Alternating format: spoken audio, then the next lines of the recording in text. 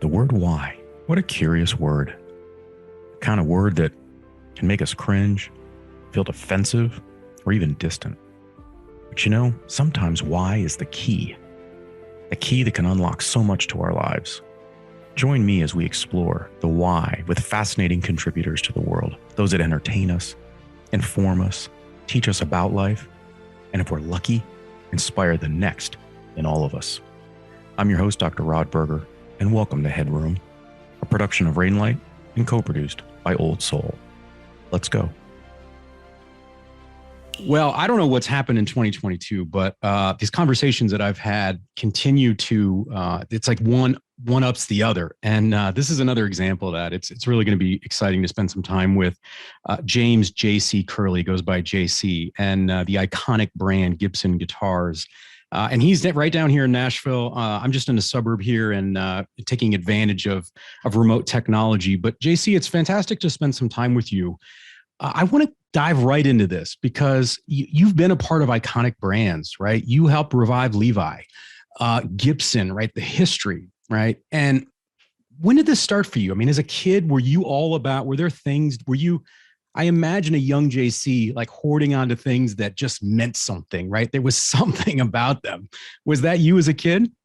Yeah, I had this, at the time I didn't know it, but looking back, I had this amazing opportunity. My father was a Navy helicopter pilot and then ended up with NATO, and he was kind of the defense ambassador for Canada in London. So, he had an amazing career, but he'll just tell you, hey man, I'm a Navy helicopter pilot, flew off the Intrepid and did some cool things. And then my mother's this free spirit, amazing person from Nova Scotia, Canada, but their common denominator was music. And so, I went to 11 different schools and I lived all over the world. And so when you don't have those kind of roots, the roots become a little different for you and you start to see things around the world. And, we talked today about diversity and inclusion. Well, I grew up in a diverse world. You had to be inclusive and be included to be part of a scene. So, with that in mind, I always knew I loved that pioneering spirit. My dad had it. My grandfather had it when he moved from London as an orphan to Canada to be in the RCMP. So I think that pioneering spirit and new opportunities and exploring just sort of transcended into a passion for that and discovering things and then seeing if you could actually not just discover it, but make a contribution to it. So what's interesting is you and I are in Nashville, right? Home of country music. Mm-hmm. And some might argue that if you grew up here and it's in your bones, right? You hear that sound, you're in Nashville, you're in country music land, right? But your experience being in 11 different schools, being around the world in that regard, how did you utilize that or flip the script for you when you think about, like if we go back to Levi, right? Even before Gibson, and you're sitting in your office and you're just sort of iterating, you're trying to really think about it from a brand perspective. Do you have an advantage because you were able to see and experience different cultures? Yeah, I think you do. Again, as I said, you don't know it at the time, but looking back, I mean, I was opened up to cultures and languages and in a very non-judgmental both era, but also as a young kid. I mean, I showed up in Washington, D.C. when my dad was posted to the embassy, and we lived out in Virginia, and we went to the local elementary school on Labor Day because we didn't know any better. And I'm the only white kid in my class. And I look around as a third grader. I'm like, this is awesome. Like, I get to be in the most different setting I've ever thought and engage with these kids in third grade. And then a year later, the Canadian government says, oh, you have to speak French and learn French. So now all of a sudden we're at a private school, which you couldn't get a wider spectrum of experience. And at the time, I have a twin brother, an older brother 1 year, and a younger sister. And people would say, well, are you ready for the new school? And I'd be like, is this school ready for us? The Curleigh family. And so we leaned into it. And my mother would always say, hey, let's act like we're going to live here forever. And my dad would say, let's respect the community and meet people before things happen. Either we break a neighbor's window or something. So we grew up in this cultural dynamic that kind of positively forced you to lean in. And then when I'm sitting at Levi's, I mean, it's funny you say that. I was surrounded, and I surrounded myself by music. I had music posters, and I had literally a drum set and guitars outside of my office there, because if you think about Levi's, it was as synonymous with music as any other brand. And growing up, I always wore Levi's. I grew up in a musical family. I'm a musician. So I think the center point of my journey, and again, I don't say it about me, I say it about the situation, is authenticity. I grew up in an authentically diverse, inclusive, culturally wide open world, and took advantage of it when I didn't even know what advantage meant. Tell me about your relationship with fear, because I don't get the sense that you and maybe your family, it's almost like you describe a band when you've got, you're a twin and the different siblings and your parents. Yeah. Because I want to, at some point, we're going to talk about the transition from Levi to Gibson. And, even that transition, I think, is incredibly fascinating for entrepreneurs because there's a lot of gusto in there, which I applaud you for. But talk about the experience. We talk about failure with young people or young artists and how do they internalize or deal with that. What was that like for you growing up? Because I don't get that sense that this seems to be this great confidence or just confidence in the constitution of you, who you were at each stage. Yeah. Yeah. Well, I think it's, sometimes if you're always the new kid or you ask questions like, will I fit in? What's it going to be like? We moved so fast in life at 11 schools and that you almost didn't have time. And so, and I used to watch my dad speak as a Navy commander on a ship and he would speak to the troops, so to speak. And he did it with such a level of confidence, but also down to earth. There was just this humble spirit about my dad, who was this decorated naval aviator, but he understood how to set the tone. And then you think about tone for engaging in life, but you also think about tone in music. And I think understanding your tone matters. And now, again, I say as a kid, I didn't know what any of that meant, but, and my dad used to say, hey, fail fast forward, like you're going to fail at something and then fast forward through it. Because the faster you get through it, the more you get to success. And whether that was in a sports realm or whether it's the first time I started playing on a stage and maybe mess something up. He's like, okay, you think you're going to mess that song up again? I said, no way. He goes, good, fail fast forward. And it just gives you that sort of innate confidence. But I think that we never hit, and I can say this now, we were never arrogant as a family. Wherever we were from, we were rooted in who we were.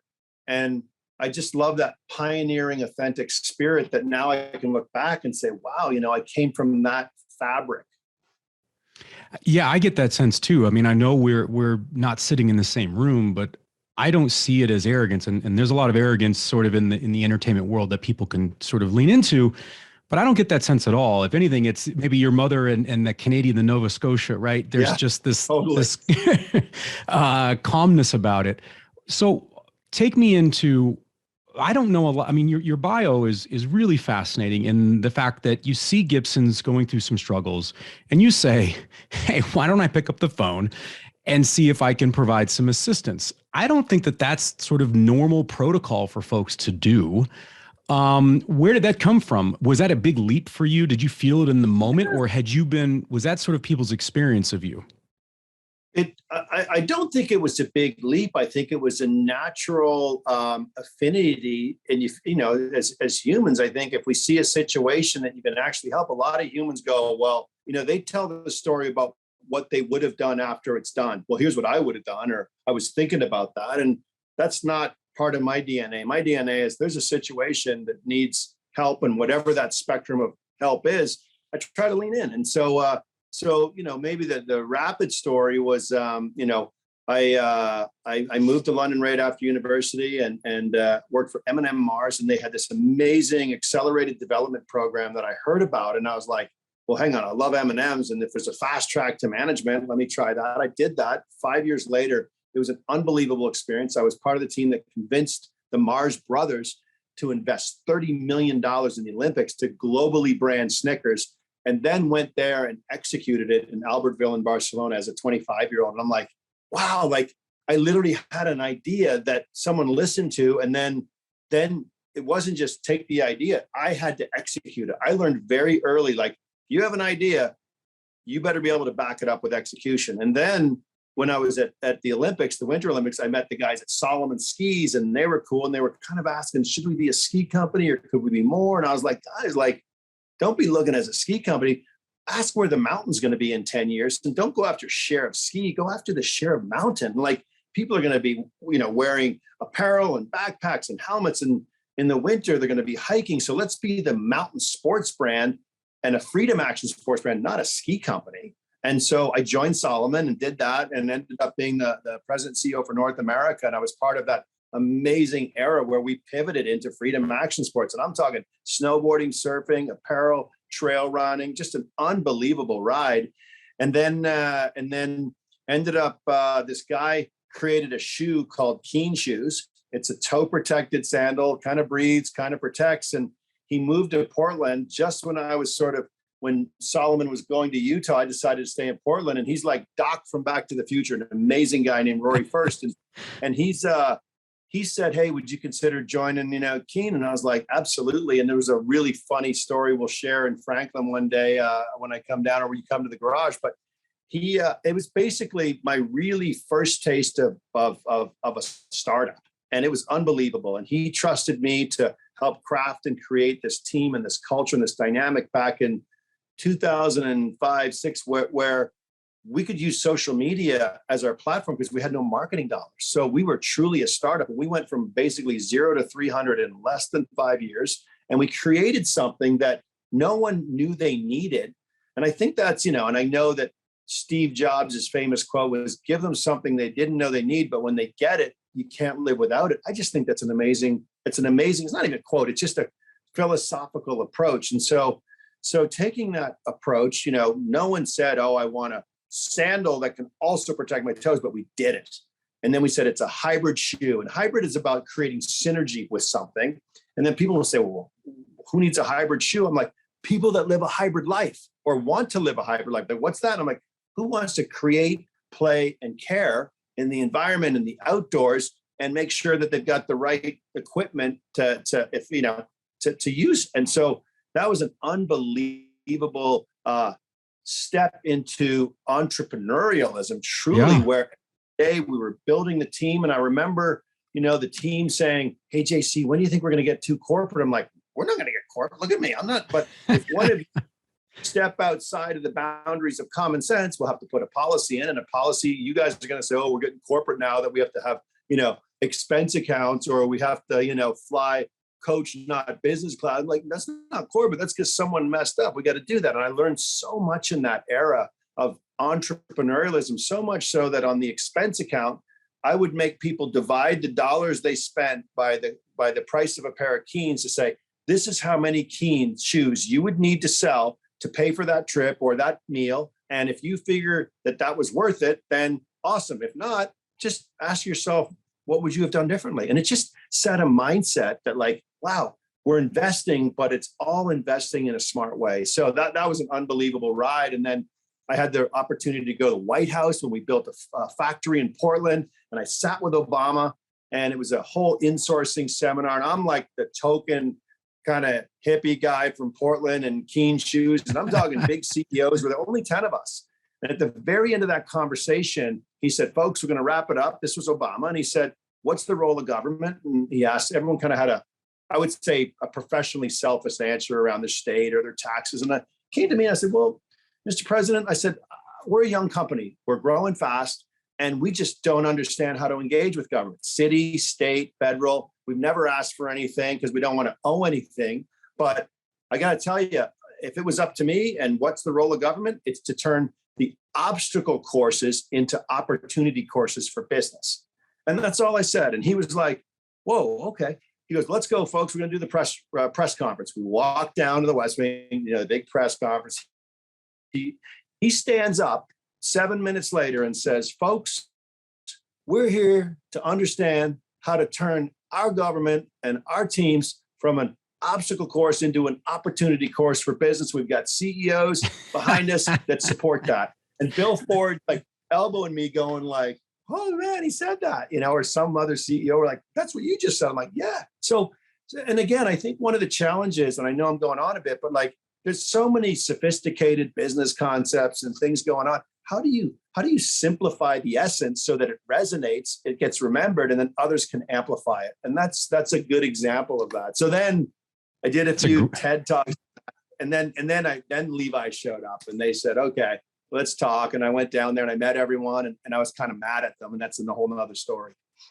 So he became a speechwriter for the president. So I love that story. But you know what it touches on? And I want to go back to when you were 25. And there's this thing that seems to be already repeating even in our conversation, which is there's a great sense of agency that it seems that you display in yourself, the understanding of yourself, in so much that opinions are not something that you're concerned about. Yet, if you think about young people, and as they sort of develop and grow up, right, they listen to their teachers, they listen to their parents or their caregivers, and at some point they kind of make a shift and say, I've got a thought about this. And then it can take them a decade or 2 decades to kind of even get comfortable in that skin. Yet you were fast tracked for that. I don't know a lot of 25-year-olds that have, we'll keep it clean, but have the wherewithal to not only have that, but then to be mindful and say, I've got to execute against that. Was there a pivotal moment where you shared something and people took notice of you being JC and they went, that's a really interesting idea? Because to me, you saying that at the White House, that had happened 1,000 times for you. You had been prepping for that. You just didn't know it. Correct. I don't know if there's a clear-cut path to it, but and again, I go back to my dad a ton. I so admired him, not just because he was an amazing he's an amazing dad, but he taught us this notion of helicopter vision. And he would say, it's so cool where when you fly in a helicopter, it's the only sort of amazing machine and vehicle that you can hover. So he said, and he would tell us as kids, he goes, it's so cool to be able to be on the ground. And in 1 minute, you're up and then you can get higher. And the perspective you get, and I was fortunate back then, I could jump in the helicopter with it. He goes, guys, what do you see on the ground? And we're like, the ground. He goes, okay. We get the headphones on. He goes, what do you see? We go, we can see more, Dad. We can see more. But in a weird way, we see less, if that makes sense. You see less detail, but you see more perspective. And then we would get way up there. And we're like, what do you see? Dad, we can see the ocean. We can see everything. He goes, but do you see more or less? And he would put us in this state of like, we see more, but the detail is less. And he says, then we'd land. He goes, okay, guys, that's helicopter vision. Get up and see the widest landscape possible to shape a vision. But if needed, you land that helicopter, you get out and you solve a situation, which is the essence of now not going there, but on the military side, that's what they did. And I just took that into life and said, wow, and he would say, if you don't start with a vision, you just kind of have a dream and a hope. But if the vision is crafted somehow, start there and work backwards. And so this notion of seeing the mountain as where's the mountain going to be, and being the mountain sports company, going after the share of mountain, not the share of skis, and then going to Keen and saying, no, there's something that's never been articulated. Then good, we'll create a hybrid. This was in the zeitgeist of hybrid living. And then what was really interesting was going to Levi's, because I was able to then take that to scale. And that was the daunting opportunity where I got to tell you, I was like, I'm doing this little startup in Portland, Oregon, and with this toe protected sandal. And the folks at Levi's are like, okay. And the segue there, if I can go there, is yeah, please. I go down and meet with them all. And I was not looking for a job. Keen was going awesome. We were having a riot. And it was, where you got to scale and all the stuff that comes with it. And I've always worn Levi's all my life.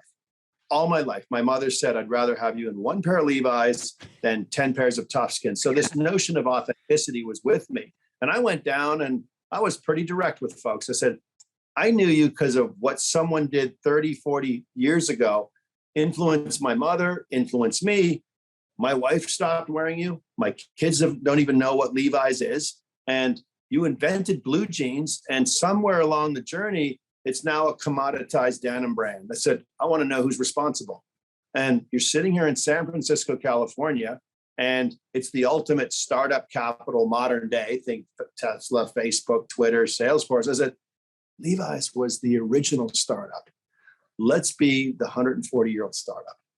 And people are like, what does that mean? I said, you leverage your iconic past. You don't live off the fumes of it, but you lean into the innovative future.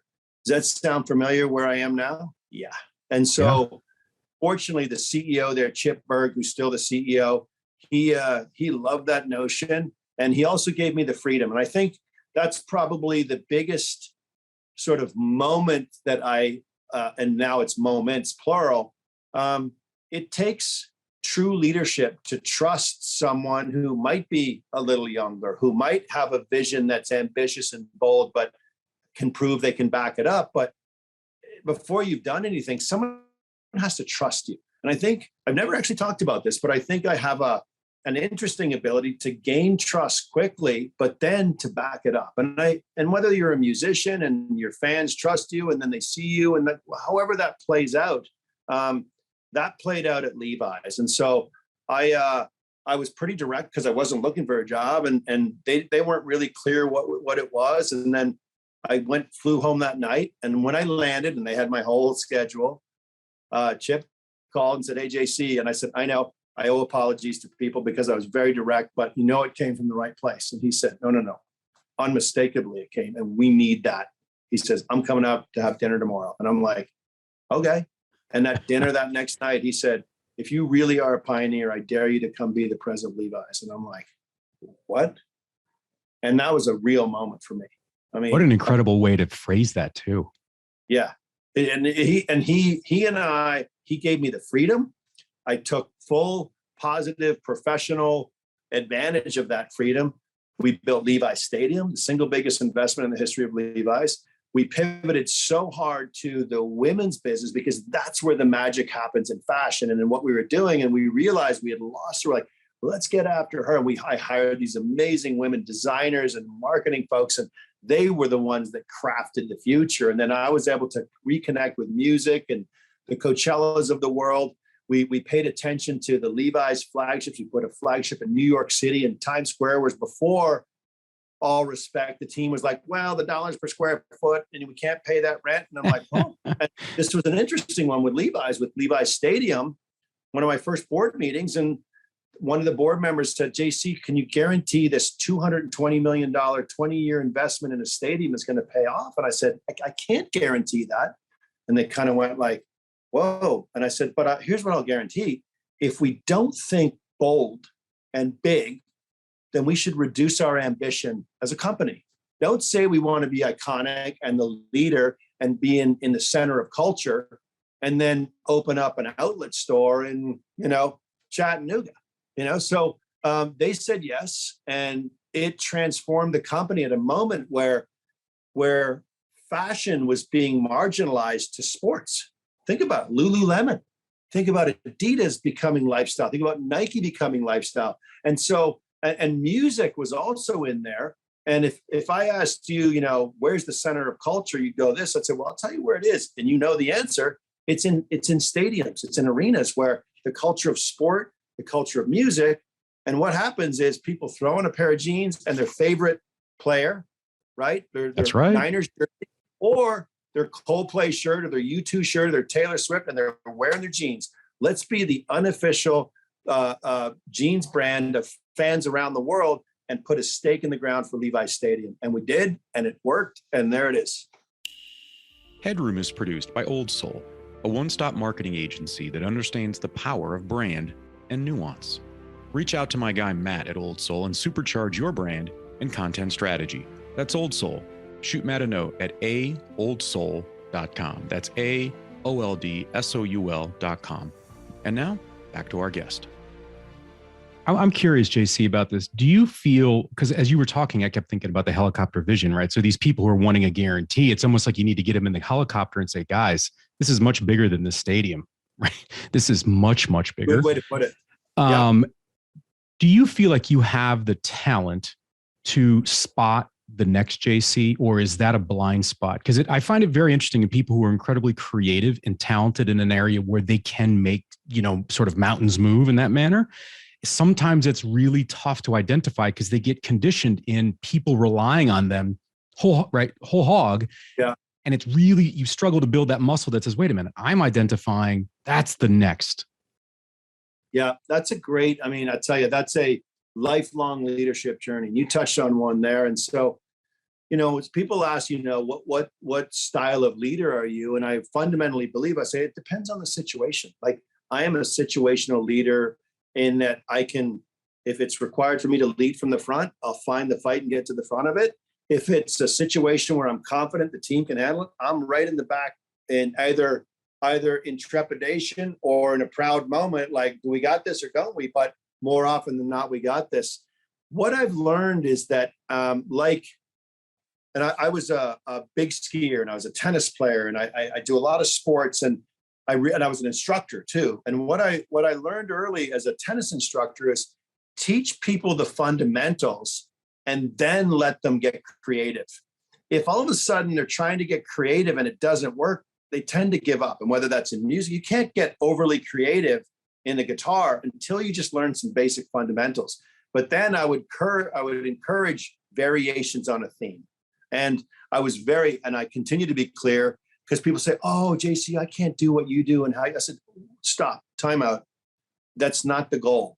The goal is you find your way that connects. What is the goal? It's to sort of, articulate something to, and, I love the simple definition of leadership. It's how can you, regardless of title, how can you influence a course of action that otherwise wouldn't have happened if you didn't engage? What's your angle? And it could be, I'm smarter than people, not me, but if an individual's smarter, use your smart. If you're more passionate, let the passion come through. And each of us have this innate DNA. And it's strengths finders. There's this very real concept, like find your strengths and find it. Lionel Messi, his strength is his left foot. If you watch the most famous goals he ever makes, it's all left-footed. Think about athletes, and they find their strengths. Steph Curry, three-pointer, or as a musician, what their strengths are. And so it's a long way to say, finding the next JC, I don't look at it that way. I look at, how can we find the next leader, and what mode does the company need to be in? And there's times when I've said, I actually think the mode that the company needs to be in is not the leadership skills and experience I have. And I'm happy to move on. I haven't, fortunately, had to write a resume for many, many years, but I think that's the sign of a true leader, is knowing what mode your company and your culture and your organization, your team in is. If it's the mode that you can contribute to, be the leader. If you can't, find someone who is in that mode. I recently interviewed a billionaire, Naveen Jain, and when I talked with him about being a billionaire, you could see it. It was just so uncomfortable. He grew up in India and watched his father suffer because he had a moral compass and would not fall victim to business practices that just didn't match his value system. And Naveen, it's still in him today. I'm wondering, from your perspective, you've worked with iconic brands. It is very easily to write, I think, a story about somebody who could be labeled as iconic in their own right. But I'm really interested to know, I'm going to make a guess that it's not comfortable even for me to bring that up and sort of saying you and an icon in that way. But do you have to have somewhat of a relationship with that in your own sort of mind so that you keep yourself within the space that keeps you in that manner, right? Because we've seen countless stories of people where they probably kind of went off the mountainside in that regard, using that as a metaphor, and they just fall victim to the ego and these sorts of things. And it's got to be a delicate balance where, man, you taking ownership of that, I think we all benefit from the brands that you continue to enhance. Tell me about that. That seems like a relationship between just you and sort of the inside of you in your mind, like when you close down at night. It's not something you share with friends or spouses or family. Yeah, no, I've never, very insightful question. I appreciate that. And so one of the things I fundamentally believe in, which isn't even business related, it's like, I think so many individuals, people, companies, communities, they all gather around the big moment. What's the big moment that's going to happen in this intersection? And whether it's when you graduate from college or when those are real moments, but the magic for me has always happened in the little moments that collectively combine to create momentum. And so people don't know this about me because they think, oh, I'm this brand guy and this business guy. I love physics. And everything I know about business, I could actually learn from Sir Isaac Newton 400 years ago. The laws of motion apply to life. And the first law of motion is an object at rest stays at rest until you apply force. It means if you don't do anything, nothing happens. Be a force. And with a small f, a big F, an italicized F, whatever it is, do something. So that's number one. Number two is force itself equals mass times acceleration. How big something is and how fast it can go. And big can be experience, big can be smart, big can be passion. And then how fast you start to get that into motion determines force. And then the third one, I think, is the one that keeps me grounded, is for every action, there's an equal and opposite reaction. And that's what I always stare down. And my dad, and I know I'm referencing him a ton, but he would say, never believe the highs of the highs and the lows of the lows. He was the youngest commander, helicopter commander, I think, ever. He was one of the youngest generals. And by the way, I'll get to that. He was a general in the Air Force and an admiral in the Navy because it was Canadian and you could sort of tether that deal.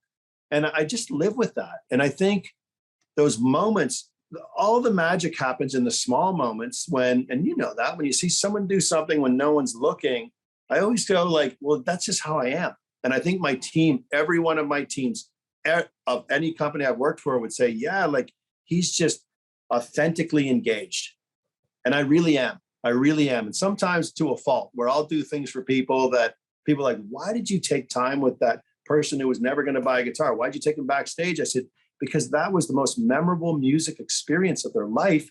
And that kid is going to come back in 10 years and say, I want that custom guitar because this guy named JC brought me backstage. And so I think there's another lesson in there, like, how do you set those little moments into action to create momentum and play the long game? And, be patiently aggressive, I guess, and that's what I've learned to be is, who's made a decision so fast they go, oh my God, I made that too fast, I regret it. All of us. Who waited and delayed and said, oh, it'll get better, I hope it just plays out better, and it doesn't. And so this balance of being aggressively patient, I think, is a virtue that separates true leaders from leaders by title. Two things that you spurred in my mind is thinking about the helicopter. It's as if your dad would be saying, as you're getting a different vantage point, you also have to respect the power of the vehicle that you're in. Almost like you would tell a young child you have to respect water. Water is beautiful, but when you learn to swim, you've got to respect the power of that. And I hear that balance and understanding that you may push and create force and action and results, but there is a counter to that, right? And collateral damage. Is that fair in my assessment? What I'm hearing from you? I think man, I hope this goes on all day, and I hope I don't make you miss your flight to Sweden. But I think you're absolutely right. But I also think, and this is not exactly in line with that analogy, but I think also you can't fear liftoff. But what you should fear is if you haven't set the conditions for successful liftoff, don't lift off. And one of my absolute leadership mantras to my team, and I'm honing it all the time, is none of us can guarantee success in the future for the company, the business, the brand, for yourself. But what you should be able to guarantee as a leader is you can set better conditions for success. So, is the quality of your vehicle, is your navigation working? Are your instruments working? And again, I'm continuing to reference this because one of my dad's specialty was he was a low-level instrument-only helicopter pilot off the USS Intrepid in the Bay of Pigs Theater looking at sonar technology. So that is a very specialized not borderline, it is Top Gun stuff for the Navy. And so if you think about that, I grew up in this notion of setting conditions for success is critical, because if you fear liftoff, it means you haven't set conditions for success. And I think that's the way I would look at it that way. I'm going to take a wild guess here, and correct me if I'm wrong. But the style with which you engage and the authenticity that you bring to the conversations. Now, sometimes maybe that authenticity is hard for some people to receive, right? Based on their own sort of approach. But I also get the sense that, you could have easily stayed at Solomon and still been there. right? Totally. But it feels like these transitions, and it's not like it's some Hollywood ending kind of a thing, but I don't get the sense that, I mean, yes, people miss you, but the time that you were there was such an impactful time for Totally. those companies that it's not, there's no bridges burned in that regard. It's sort of it's this very fluid kind of exchange of leadership, experience, ideas, creation. I think you nailed it. And so, but I also think, certain values come into play. And I've never in my remotest dream ever thought of joining a competitor. I don't respond to calls from headhunters on a competitor. And when I made the decision, ready for this, Levi's was about to go public after 6.5, almost 7 years of recrafting Levi's, setting the conditions for success. And not just because I say it, because the business results proved it, but the energy. When I joined Levi's in 2012, I was handed an employee survey. And the last question on the survey was, at Levi Strauss & Company, do you think Levi's best days are behind it or ahead of it? 73% of people said our best days are behind us. So you understand the cultural dynamic you're walking to, which I was like, awesome. In 6 years from now, we're going to be 99% best years are ahead of us. And it turned out that way. And so back to that mode, and we're about to go public and things couldn't have been better. And I'm living in Marin County and everything. I'm like, and all of a sudden I read this thing that says Gibson goes bankrupt. I was a musician. I have Gibson guitars. My parents were music. I mean, I grew up I love music. I mean, these are my albums behind me, by the way. That's Peter Frampton with the Gibson Les Paul. When I was a kid and saw Kiss Alive 2, Kiss only plays Pearl drums and Gibson guitars. I'm like, I'm going to have a Gibson guitar. I made a flying V in shop class when I was in 10th grade. I mean, that's my obsession. I never thought in my wildest dreams I could help be a steward of an iconic brand, Gibson. But boy, when I got the chance. And so everyone thought I was crazy. And I'm like, I'm going to make a decision. And because it was bankrupt, Gibson 4 years ago, almost to the day, was bankrupt. Not borderline, not, bad situation. No, they were wearing it. Physically bankrupt. And I thought, so through a series of engagements, I ended up, I actually said no at the first, because I had this mindset of like, why would I do that? And when people say that, it's like, why would I do that? And immediately they've already decided. Have you ever had a friend or yourself go, yeah, why would I do that? And you're like, move on. Then the next night I was sitting there playing my guitar and I said, that's the wrong frame of mind. I said, why wouldn't I do this?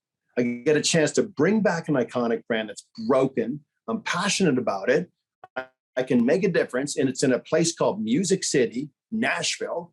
And Gibson Levi's was in an amazing shape. It's going to go public. Chip Berg's an awesome CEO. He decided with the board he was going to stay on for 5 more years, and he should have, for stability. And I'm like, this is awesome. I was actually a blocker to some people on my team. I had an amazing team, and I'm like, nothing happens until a Jenga piece moves. It's in good shape, and I made the decision, but I couldn't tell anyone. Imagine that. Because of the bankruptcy technical embargo dynamics.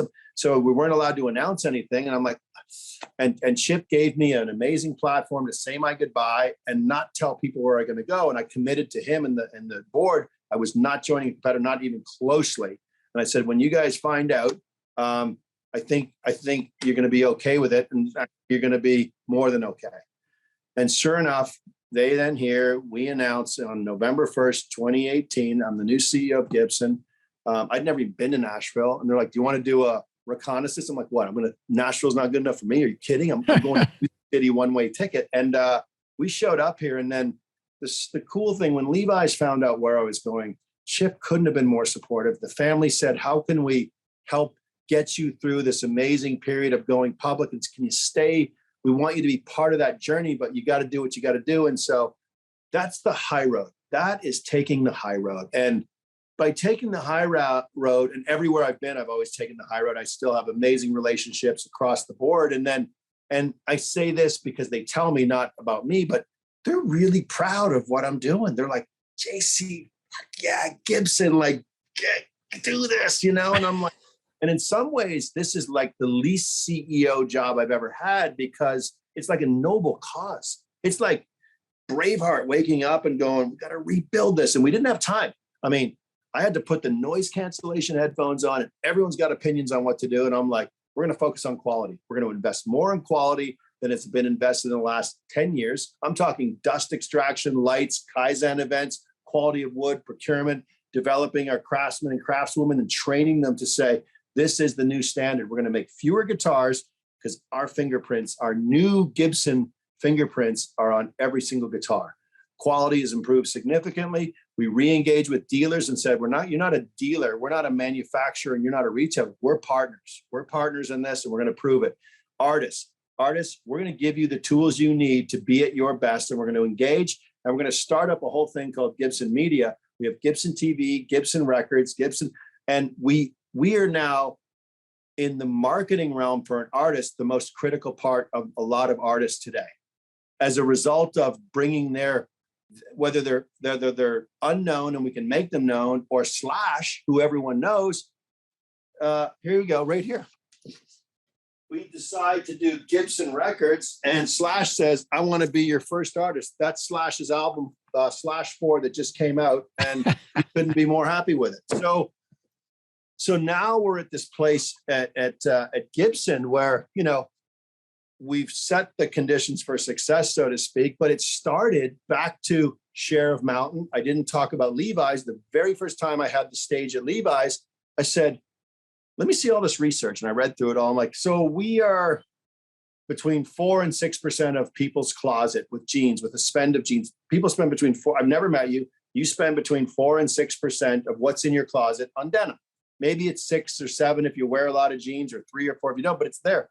I said, so we're not in 95% of people's closet in other ways. Every Levi's has a belt loop. Let's do more belts. Everyone wears t-shirts, and Levi's is synonymous with cool t-shirts. Levi's jackets, denim jackets. Let's get into all these things. And the notion was not share of denim, it was share of closet. And we went after that. It was that same approach about the mountain. It totally was. And people bought into it. And they should, because it's appropriate for. And now Levi's used to be, I don't know the exact numbers, but 99%, probably 89% denim and then other things. Now it's like 65, and it's all these other categories that they're starting to, what they are playing in and succeeding in. Let's close with this. You're going to grab a guitar. I want to know where you're going to go. You're just on your own. Somewhere you really would just love to be able to just play that guitar. Yeah. What are you playing? And would you give yourself a moment to say, damn it, I did it? Like, do you give yourself the allowance to soak up that moment? It's a little bit like Crimson Tide when Gene Hackman and Denzel Washington, and Denzel starts talking as they rise above the water level, and Gene Hackman's smoking a cigar, and he says, man, like, shut up, man. Sometimes silence is where it's at. Tell me about that moment for you. Yeah. The first response, simple one, is I don't think I'll ever have it. I really don't. And I say that like almost hopeful that I don't, because people say, oh, what did you thought, where do you want to retire and all that? The concept of retirement is a foreign concept to me. And I understand many concepts, but retiring isn't one of them. And as long as you can contribute, and I think there's so much more to be done. And I know what I can achieve. And when I connect with the next generation, I support, but I more than support, I challenge them. I said, and someone says, well, what happens if you don't have experience? I said, learn to ask the best questions. And I did a whole TED talk on that, asking the right questions. And so, when I showed up here, it was just so stripped down. And looking back, I showed up with a piece of cardboard that said this. SOS. On Gibson. Yeah. The SOS signal went up, and I'm here because if everything was good at Gibson, I wouldn't be here. And this SOS is a distress call, but it it stands for? Save our sound. Save our sound. Save the sound of Gibson, because it's worth it. For 128 years, Gibson has been synonymous with shaping and crafting, inspiring and innovating sound. That's got to be the mission going forward. And so let's not just save our sound. That's what CEOs are expected to save a company or bring it back. Let's go after this. You can't see the fine print. What does that say? Share our sound. Share of sound. Share of sound. We're going after the share of sound. And it's this conceptual dynamic that people say, well, how do you measure that? I said, you go to a concert, or more people playing Gibsons. You see what they're writing on it. Songwriters are using. You go to a guitar store and say, are there more Gibsons in here than there was 10 years ago? And all of a sudden, and when you listen to songs and you see the artist and make the connection, you talk about the share of sound, which is a never-ending quest for this company. And I think of myself as that, you know. And if I was going to play a song that would be associated with who I am, I doubt it might be getting in a helicopter and seeing a different perspective, but there's no sunset yet. And it would probably be like, you can't always get what you want. You can't always get what you want. But if you try sometime, you just might find you what you need. That's what it would be. I love it. I absolutely love it. That just, I mean, the brand of you is so authentic in that regard. I mean, incredible. I hope that this is inspiring for people. I don't even play an instrument, but I look at those guitars behind you and think, yeah, my 10-year-old takes lessons, and maybe dad needs to join him. It's not too late, man. I'm telling you, there's more. Come to the garage and you and I will teach you one chord and you'll get hooked. The data suggested pre-COVID, 8 out of 10 people stopped playing guitar for a ton of reasons.